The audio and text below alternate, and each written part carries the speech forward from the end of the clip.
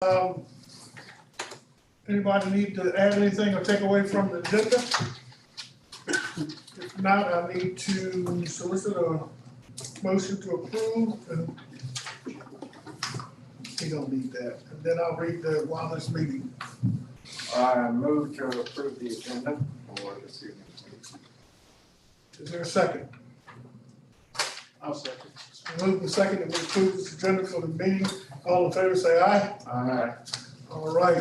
While this meeting's been held in person, the meeting in its entirety will be streamed live on the county's YouTube channel available at, and this is located on the county's website. Also, https://www.youtube.com/c/Orange County, Virginia. Limited in-person seating is available, but right now we have no one in here, so we have plenty of seating as we speak. Mr. Gillespie will be joining us by via Zoom. I guess that's what we call that, or technology, or from there. Has everybody had an opportunity to read the October 7th regular meeting minutes? I'll talk this week sometime. If so, we solicit a motion for approval if there's not any corrections or additions to that. Make a motion to approve. Second. Second, it's moved and second that we approve the minutes from October 7th. All in favor say aye. Aye. Is there anyone opposed? Looks like it's carried unanimously. We open up for public comment. There's no public here. I see no public written in front of me. So we will go right down to our public hearing. Mr. Gillespie, just before we open and go into that, is Central Electric gonna be here, you know what? Chairman Brooks, Mr. Massey Saunders is agent representing Central Virginia Electric Co-op, and he has joined this call. Where is he? I'm here. I'm here. I do not have video. Oh, you do not have video? No, sir. Okay. All right, hold on just a second then, I just want to make sure. Okay, Mr. Gillespie, will you go forward with the presentation from the county, or would you like him to go forward? No, sir. I'll present the basic facts with presentation on the screen. All right, hold on a second here. In this particular hearing, we need to have two votes. One to clarify that we actually are following the comprehensive plan, and one for the SUP. Is that correct, Mr. Lansing? That's correct. And the one declaring that we're following the comprehensive plan has to go in front of the recommendation of the actual public hearing, whether we wrote it up or down. Is that correct? That's correct. Okay, so when we conclude this, that's the way we will follow. Mr. Gillespie, you're up. Thank you, sir.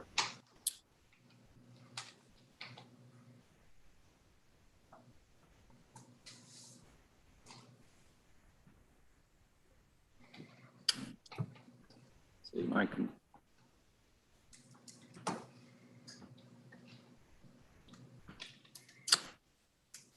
Josh, you might want to state where you are, just in case somebody's wondering. If you don't mind. If you can. Sure. I am staying, I'm in Roanoke, Virginia. I am staying at the Hotel Roanoke. And I do not remember the exact street address, but it is just on the outskirts of downtown Roanoke. Okay, go ahead. Sir, actually, I'm having a problem. I was able to share my screen and manipulate items here, and now for some reason it's not doing that. And so I'm on screen share, but I can't move my program. I was wondering if Walker could chime in. It is, but I can't move anything on the screen. That was mouse, not mouth. You having trouble, Josh? I am having trouble. For some reason, the PowerPoint. All right, well, just wing it and give it to us as you can, because you've got it. Sure, be happy to do that. So this is an application for the property owner, Central Virginia Electric Co-op, for property in the Lee Industrial Park.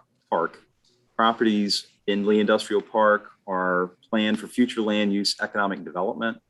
And this property and its adjoiners and nearby surrounders are all zoned general industrial I2. The property is just over 1 acre parcel that was divided off of property in the last year and transferred ownership to Central Virginia Electric Co-op for the purposes of operating a communications site with a structure and generator to send and receive fiber communications through the system that's operated by Central Virginia Electric Co-op.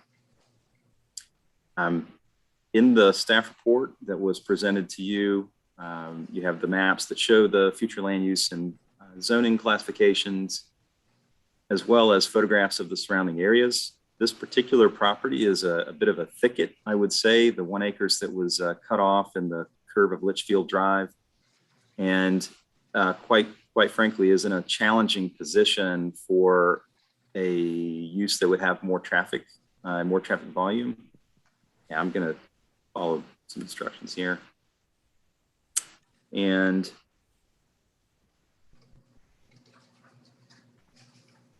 so that's just the character of the area. That's Litchfield Drive, which is the main route in and out of the park.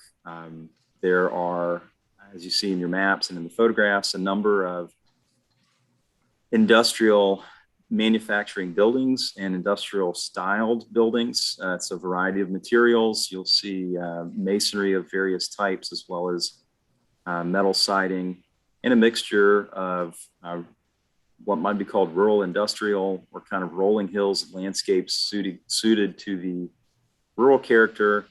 And some areas are more improved with planned landscaping suitable to the industrial park. It was kind of a mixed character of a little more planned and developed and a little more rolling hills and natural. The site itself sits on a bit of a rise up a hill from Litchfield, and you've received a site plan in the report showing the layout. Staff recommended some conditions related to lighting and fencing. And for lighting, we had discussed with the applicant that, in addition to having dark sky lighting compliant lights installed, that really, given the use of the building for a communications fiber hut slash kind of impounded area with no regular nighttime use, that it would be most appropriate to have lights on a motion sensor, and they've selected some lights accordingly. Again, at the detailed site plan stage, we'll get the actual specifications for the fixtures. And then for fencing, just that there is equipment that is otherwise not being observed in person with a live individual on site. And so that the fencing, it's important for security reasons that the fencing be maintained.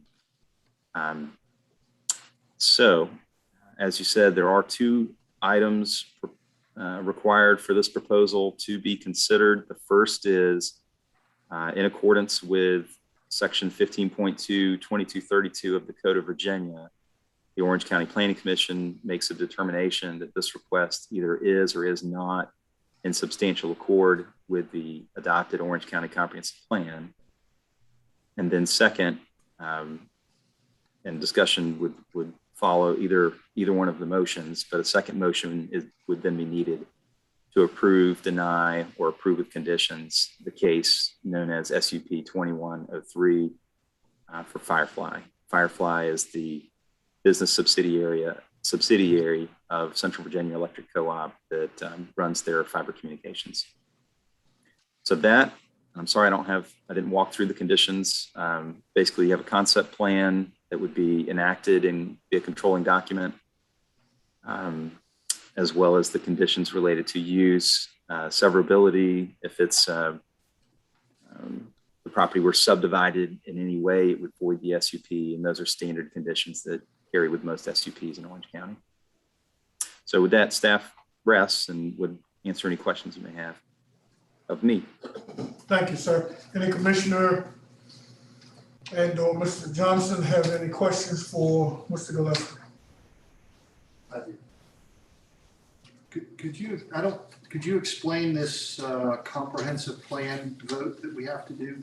Is that something new, or I don't remember doing that every time, the separate vote? Sure, I would be happy to do that. So this actually came up with Redfish Solar, which you remember had begun in the period earlier this year. Yep, I do now that you mentioned it. Yep, thanks. Yep. Yep. And so as I came on board, we noted that was something that was important for the commission to consider. Basically applies to any public use, public utility. Okay, right. Okay. We'll say. And this is considered a public utility? It is. It's a small utility communication site. So, Josh, does this have a actual tower, communication tower also? No, sir. And Mr. Saunders can speak more to this too. I apologize for not having some of that detail narrated in the staff report. To be clear, these are underground lines that are part of the Central Virginia Electric Co-op system. And what there will be is an above ground generator with a backup fuel source and a structure to house some cabinets and relays and equipment. Nope. It's like Walker is now sharing screen for me. So in essence, it's like their normal broadband without the tower. Correct. I would add that some of the other broadband facilities have some cabinets, but not a structure. And what Firefly has proposed is a small structure. Sometimes it's called a communications hut. And so it's a small structure that would essentially enclose and contain some of the equipment, but not a tower in any way, shape, or form. It's not broadcasting over the air from here. Any other questions for Josh? So just a quick question for me. I guess this is in competition to our, not that it's gonna matter which way we go or not. Is it in competition to the county's broadband? What we got? Somebody links, fiber links. Was this in competition to it? I say it's got 602 accounts here. Or it's just addition to it? It is in addition to. I mean, there may be areas where there is a head-to-head choice, and that's good to give people a choice. There'll be other areas. I was just wondering, was I on the right road? Right, but there'll be other areas where this will be the only service if it's available, and FiberLink may not be available. So why are these 602 people being serviced at? I'm just curious. Maybe it's the next for him. Go ahead, Mr. Johnson. I'm sorry. Well, I was just going to say that, yeah, in a sense they're competition, but the board's take on this was we want to get people broadband as quickly as possible. If this helps, this helps. And if that helps, it helps. And, right. And so there will be that end of the county. There will be, people will have at least a couple different choices for broadband. Yeah. Smart move, really. All right, the gentleman from Central Virginia Electric, would you state your name, your position, your location, and go ahead if you have anything to add, please. My name is Massey Saunders.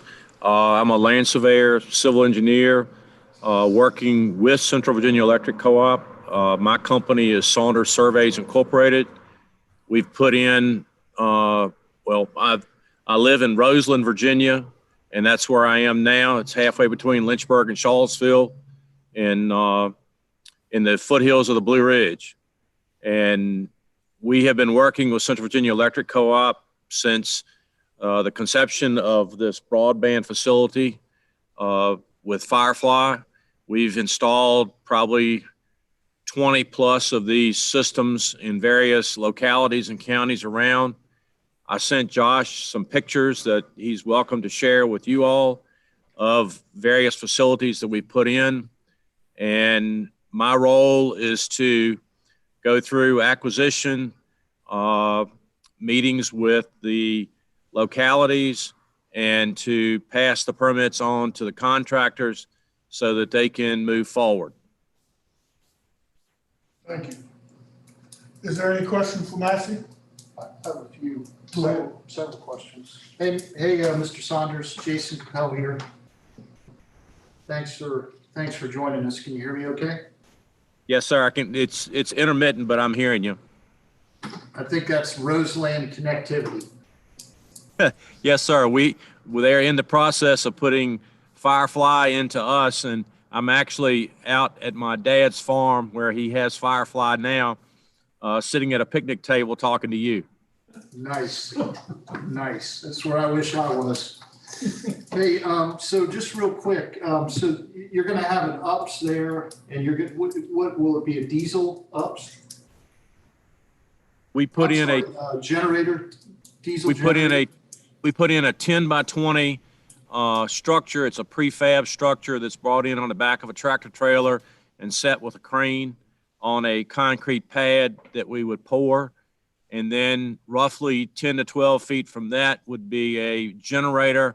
And then roughly 10 to 12 feet from that would be a propane tank as a source of fuel to the generator, such that if the power goes down, the backup generator would come on and we can continue to service people with broadband even in power outages. And just roughly, what size generator is that? I sent Josh the specs on that generator. I don't have them right here in front of me, but as far as size, it's, I don't know, maybe 5 feet long, 3 feet tall, 3 feet wide, something like that. Okay. Yeah, But no, I Josh got has it. got all the specs on it. Okay. And then are there upses? Is there an ups inside of the building? There's what? An ups? Uninterruptible power supply? That the power will be fed underground from an existing transformer that's on the north side of Litchfield Drive that is a CVAC source of power, and that will be fed underground to the hut from the power source, and then all the connections will be underground and or bored under Litchfield Drive, so there will be no overhead lines at all. The tallest structure would probably be the hut itself, which is roughly 8 to 9 feet tall, and otherwise it's all low things. It's not a big standout. You wouldn't be able to see it from the road unless you were looking for it. The building is sort of a brown to gray and blends in with the woods and so forth. Okay. So there's what, like racks of equipment inside of the building?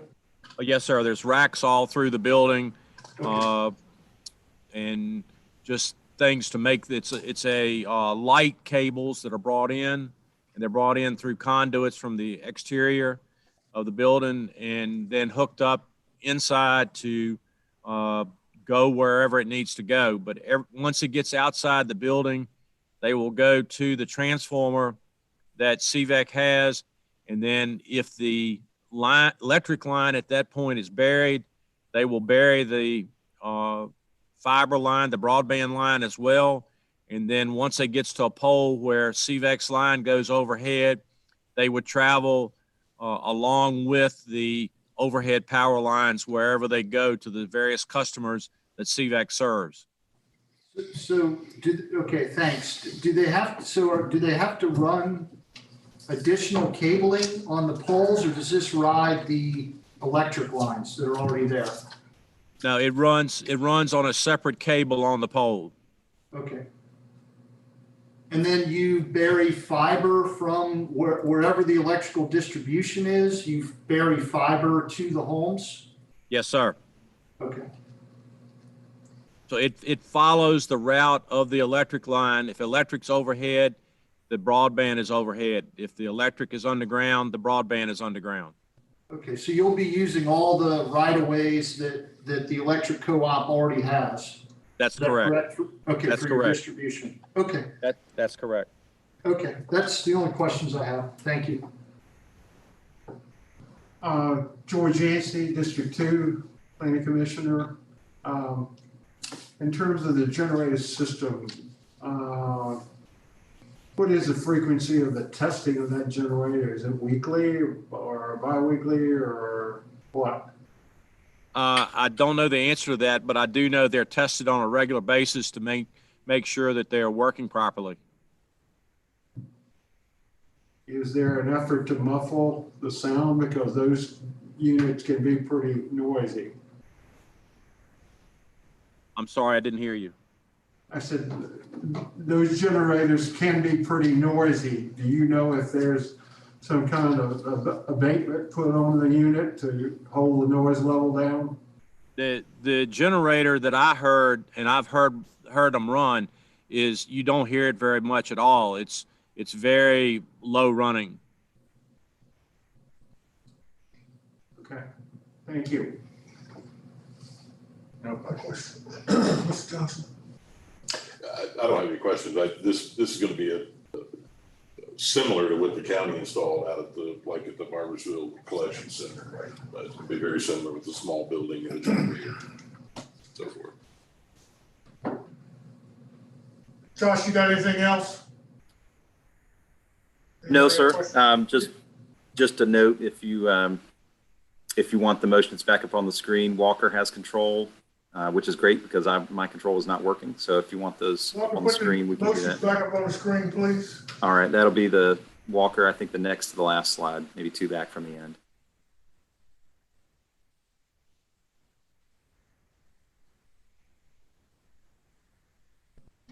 A few more. One comment while he's doing that I'd make is that they're riding on the above lines and the line gets There, oh, knocked one down more. because of the storm.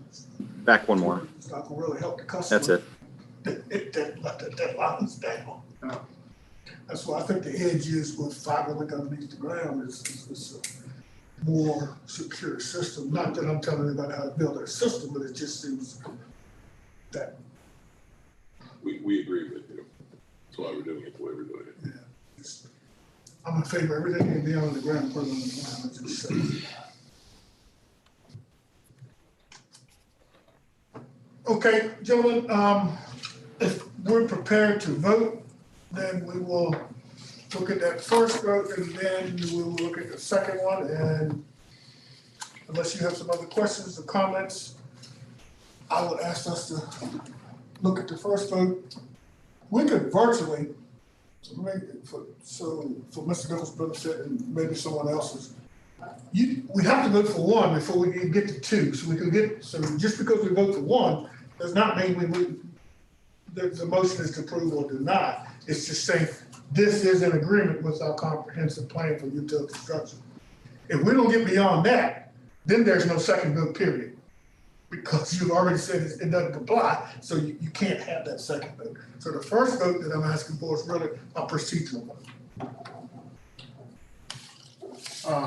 I'll make a motion that we, I don't know how to frame that. Just so that my motion we in accordance with. Yeah, I'll make a motion that, that this application is in accordance with section 15.2-2232 of the Code of Virginia, and that it is in substantial accord with the Orange County Comprehensive Plan.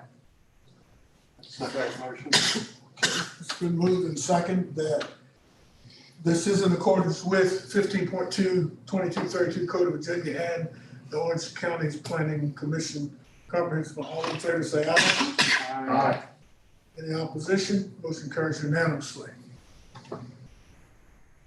On the second vote, if, Tracy, we're gonna need a roll call. Yes, sir. If you don't mind, because it's an action, correct? It is. We'll need a motion before we can take a roll call. I understand this. So if we want to approve this or deny this, or I stand waiting for commissioner's pleasure. Mr. Chairman, I move that we approve with the conditions, case number SUP 21-03. Is there a second? Second. Is there any discussion about this before we go to a roll call vote? I just have a question. Are there any, I didn't see any conditions. There's conditions. Good, sir.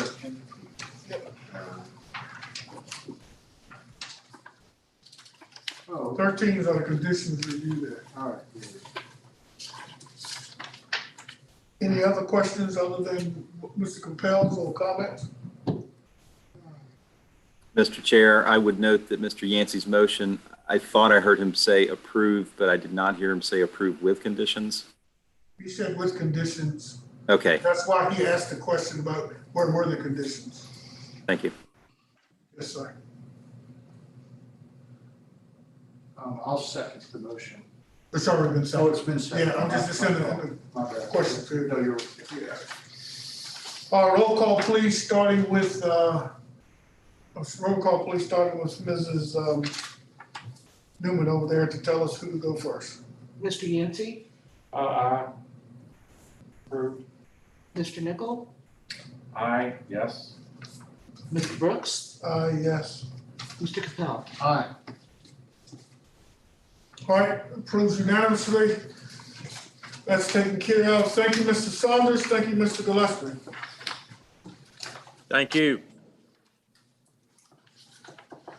Okay, work session is up next. I don't see anything for the work session, Josh, so we move to new business. I don't see anything for new business. Old business, that's, the private road standards have been continued by direction of the Board of Supervisors. Further discussions referred at a future meeting. The Board of Supervisors recognize after they looked at our YouTube meeting, I guess that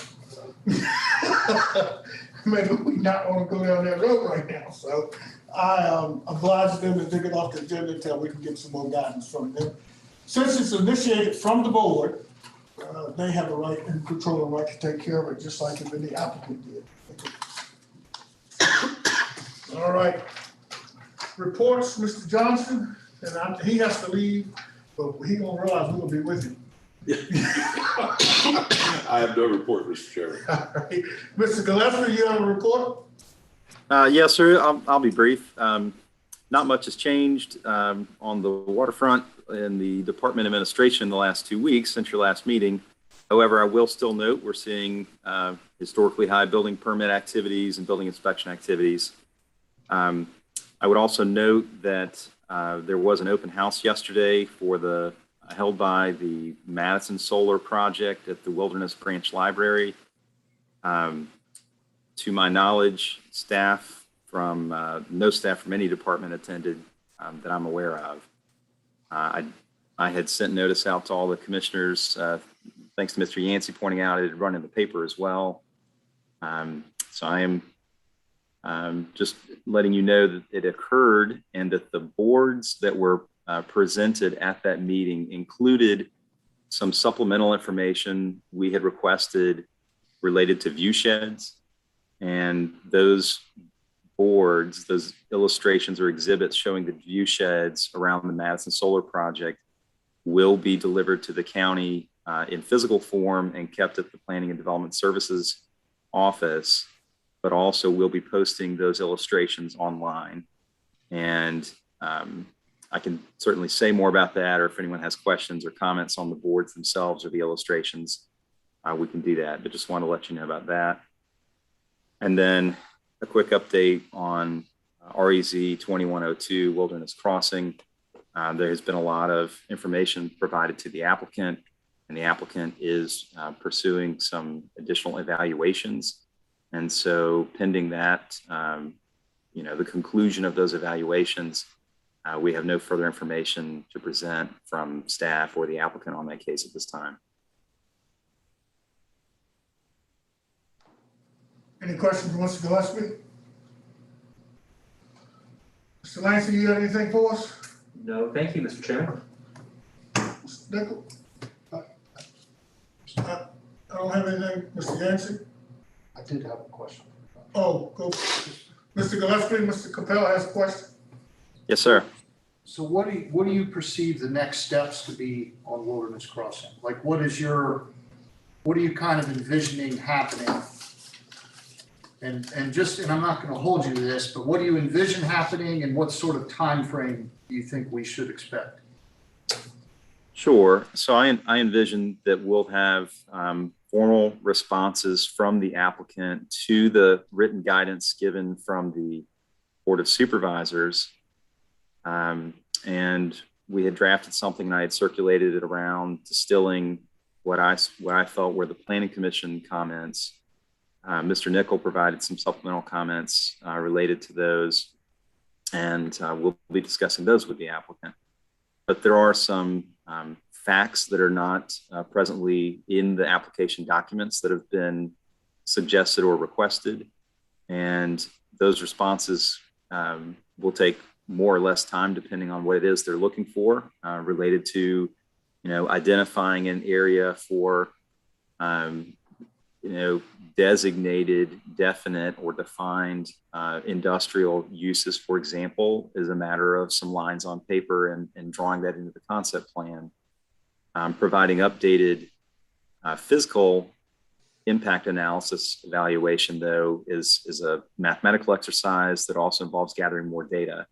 So what we may see from the applicant might be a response that states, we are gathering this information and we'll provide it for further discussion. And it may not, it may be factored into conditions that are proffered with the case, or it may be factored into discussion documents. So I would see, discussions down the road. So I would see a few steps. One is receiving some additional information that's not been part of the case based on the guidance they received. One might be responses to the guidance that came from the board and feedback from the Planning Commission. And there is a call for an additional work session, which was discussed at your last meeting 2 weeks ago. And that work session be a joint work session, including the Board of Supervisors and the Planning Commission members. And so the applicant will have the ability to discuss with both bodies, members of both bodies, the substance and the facts of the case.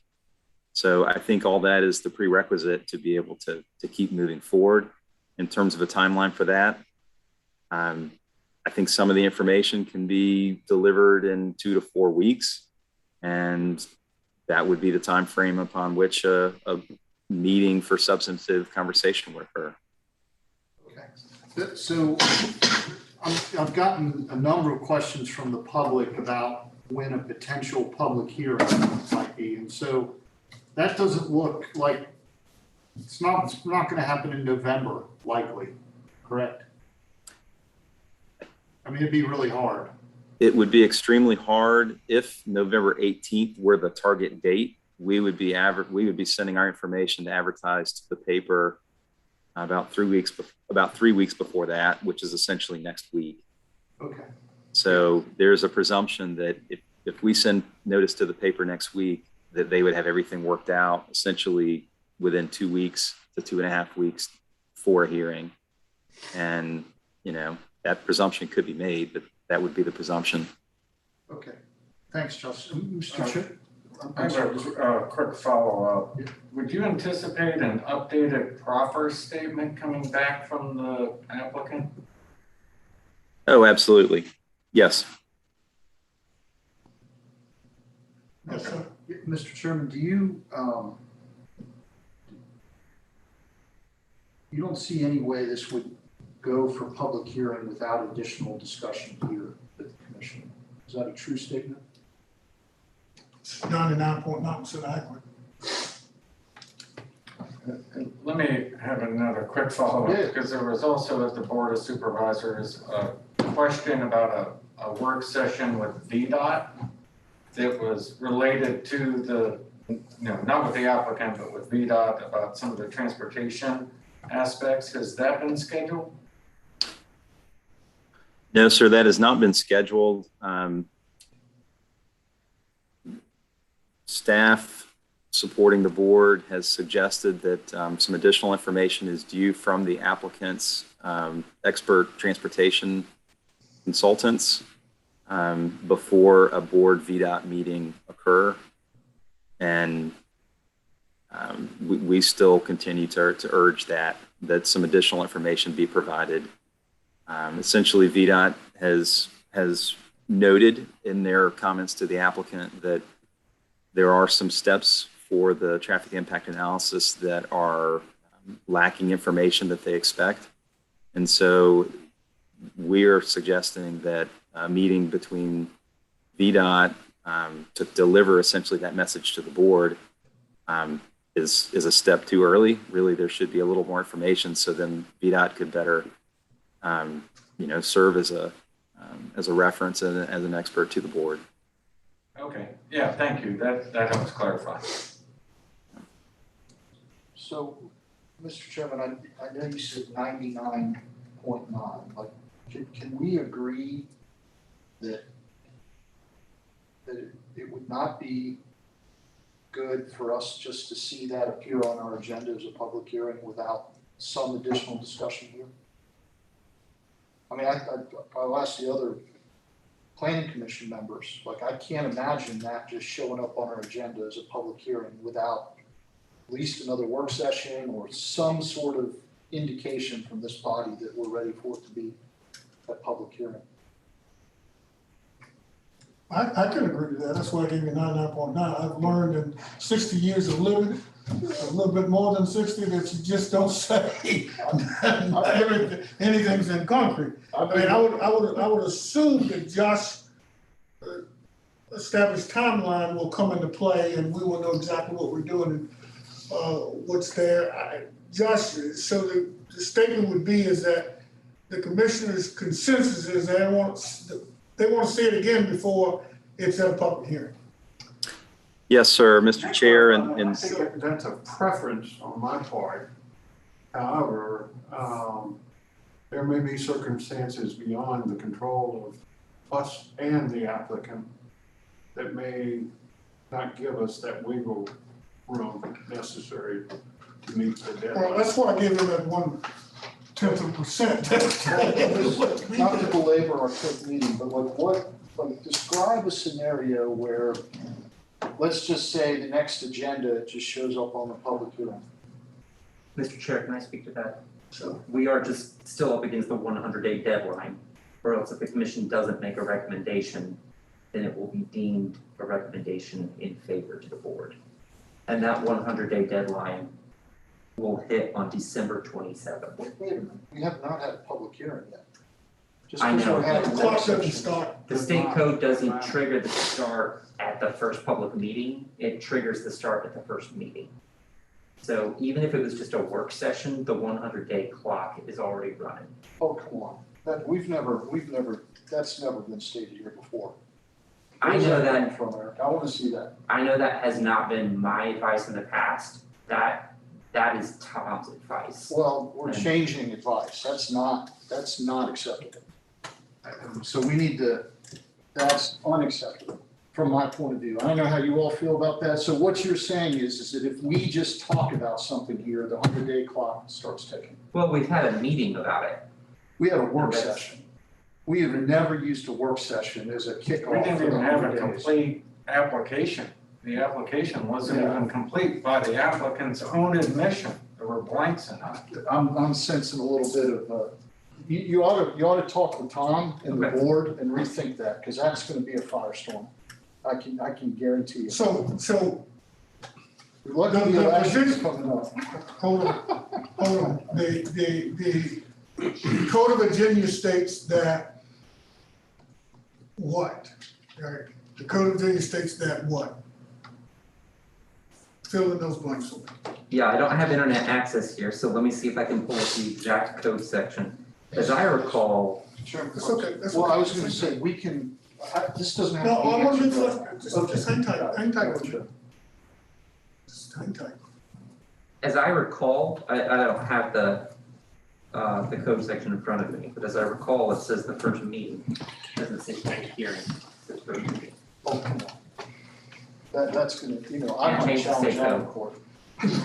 I mean, come on. Yeah. That's, what constitutes a meeting? Like, so anything, I can just bring stuff up, just get added to the agenda and it's. Well, no, it's not quite that vague. We did have them established and they're published. I'm not agreeing one with the other. Yeah. We can't say it wasn't a meeting because we had it on the agenda and they showed up and we had some conversation about it. Now, No. where the clock starts, I'm not gonna weigh in on it. I'm gonna say it was a meeting, whether it was What complete or meeting? not. Which meeting are you, that's one clarification I'd like. What are you determining as the start date based on your December 27 that you just gave us? The start date Come would back be 100 days, so- our work session in which we had a work session discussing. No, So that was not, the applicant was not here at that work session, correct? right. That is correct. This is crazy. Yeah, so we brought it up for our own, So, anyway. hang tight. This is what we're gonna do. I got you. Eric, I need you to flush that out Mhm. and get it back to the commissioners as expeditiously as possible. Sure. And because we need to know and get with Tom and, you know, share the concerns, get with the code, figure out what it's actually saying to us. And if it's policy or procedure, maybe it's something we need to fix. In other words, if the code, I'm not saying it does, but if the code gives us flexibility on when that is established and we need to have some policy or procedure for that, then let us know, because there's some valid points here. Was it really a meeting? If so, why? And then we can have the answer there. You follow the concerns of the commissioners? Understood. Okay. More than that, Mr. Chairman, we have never, I understand. my I'm not, entire time here, we have never counted the days that way. Jason, So that's a with change. all due respect to what you're saying, I get it. Yeah. He gets it. You know, it's just a matter of, we gotta get the answer. Well, there's a huge public perception issue if we all of a sudden, you know. I'm with you. switch that. Nothing I'm saying is in disagreement. It's all about getting us the facts, Eric, get it back to us. And if it's a policy or procedures, tell us what we need to do. I'm glad I asked the question. Thank you, Mr. Chairman. Sure. My Because bad. we could sit here and go all day, I don't believe it, I don't like it, that's not gonna change until we get the answer. I just, well, but, Mr. But it's a good thing that we need to know that. Yeah, well, and part of this is statement for the record, right? So do we all agree that that's never been the way the county's counted the 100 days before? I can tell you that it hasn't been because that has not been my interpretation until Right. recently. Okay. So I can tell you that recently I would have said exactly what you're saying, Jason. Yeah, okay. So the other part of this, Mr. Chairman, I would like to know what precipitated the change in the evaluation. I did ask him that. I said, give us the policy and procedures that the county used and then the state code that we're going by. That's how it is. And if Tom made a ruling, not killing Tom, but if Tom made a ruling based on his best legal advice, then that's what we'll know. And I will tell you, I can see why you don't appreciate being informed of this right now. Planning staff has already been aware of this deadline, so they're aware that this is what we are working with in terms of the deadline. So Well, this isn't a shock to them in putting this together on the agenda. so Josh, are you hearing all of this? I am. Okay. Can you help Eric with, making sure that if it's like we're being told, then what the commission is really asking is, okay, we gotta get a work session in and a public hearing in before we get to our deadline. That's really what's being And said. a VDOT meeting and a board, planning commission work session. So we gotta get some things in there. We might could do it all at one time. I am not saying that at all. I'm not saying that we need to rush this because of some Well, we may have new to- date that. Well, but we decided. if we're not in compliance with the law, we have to rush it. Well, okay. If we're in compliance with the law, then we don't have to rush it. But that's where it is. Because if not, it goes up as an affirmative vote. I guess we've been out of compliance for the law for 8 years. I'm not saying, I'm not saying we're not. 8% law is no excuse though. Well, no, things have changed. I'm not, yeah, and That's a little but I frustrating. think, but I think, Mr. Capella, I don't think I know, I sense your frustration. Well, But it's not much we can do till we get a real answer here. And nothing against you, Eric, I might even call Tom myself and try to get some clarity. This has nothing to do with you, it's just, hey, Tom, where'd you get this from, why are we starting this now? Yeah. You know, and, I don't know, I may not call it, I may let you go. It's a good question. It's a good question. I would like to know a little bit more Yeah. information. So All right. just to be crystal clear, right now, the advice that we're getting tonight is that you have to have a public hearing and a decision before December 27th, this is the first time we're hearing it, is tonight that we have to have a decision on this application before December 27th, or it will be assumed to be approved. Right. Correct. But we are now asking, because that has not ever been the case in the past, at least as far as we know, for a clarification as to that advice and counsel. Yeah, I mean, that's Okay. the exact same thing we said, and that's exactly what we want. Can't say it any more plainer. I think Eric understands it. Eric says that, I didn't tell you all that. So we know it's a change. Now, we gotta go from the change and figure out who's right and who's wrong. All right?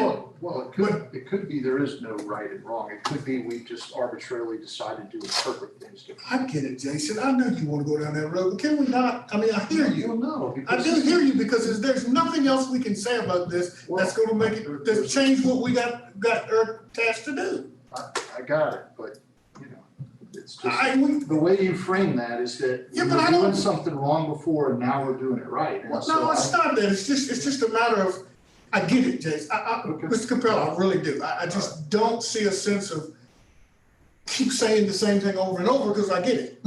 I just really get it. I'm as disappointed as you are, to be honest with you, but I'm gonna put them to work. That's what they get paid to do. I got it. Let's make them earn their pay for it. Mr. Capella, you got me calling everybody Mr. Capella. Mr. Gillespie, you got anything else to add to this? That's right, I do not. Okay. Commissioner comments, Mr. Capella? This sort of shenanigan going on between the board on these things, it's getting really old. It really is. I don't believe that this just came out of nowhere and Tom just decided to interpret things differently.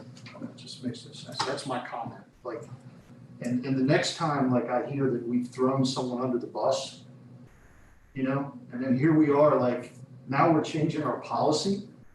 I mean, it's staggering, I gotta say.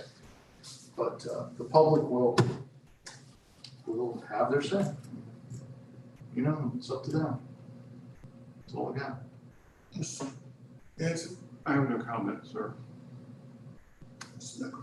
Well, most people don't like surprises, especially when they're sort of at the last minute, and I think that's what we're faced with this evening. So what I also understand is that this surprise, while may be a surprise, it may not be a surprise. It's certainly a surprise if it's a policy change to me, and it would be a surprise to everyone that I've talked to about this application. So we need to have this resolved quickly.